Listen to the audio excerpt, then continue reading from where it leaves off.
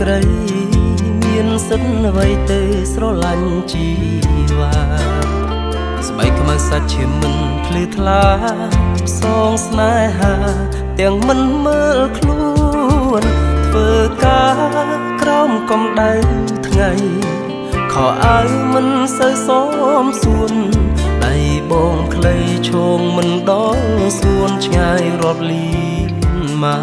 យធ្វើការយកលុយចូលដណ្ដឹងស្ងួនប្រែជាសូនយកលុយសន្សំចងដៃអូនវិញរងចាំអូនវិលមកពីភ្នំពេញ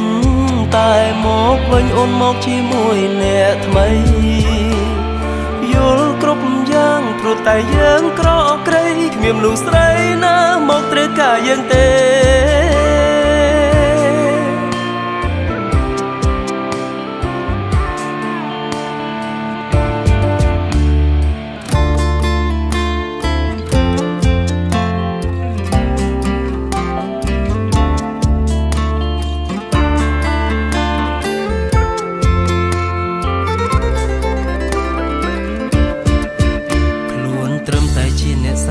ក្រក្រៃមានសិទ្ធអ្វីទៅស្រឡាញ់ជីវ៉ា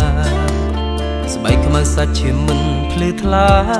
ផ្សងស្នេហាទាំងមិនមើលខ្លួនធ្វើការក្រោមកម្ដៅថ្ងៃខោអាវមិនសូវស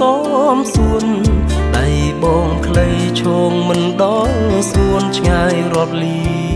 ម៉ាយធ្វើការយកលុយចូលដណ្ដឹងស្ងួនប្រែជាសូនយកលុយសន្សំចងដៃអូនវិញរងចាំអូនវិលមកពីភ្នំពេញតែមកវិញអូនមកជាមួយអ្នកថ្មី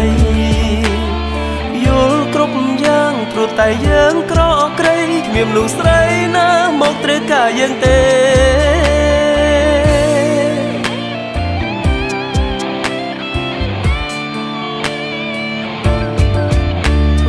ការយកលុយចូលដណ្ដឹងស្ងួនប្រែជាសូនយកលុយសន្សំចងដៃអូនវិញ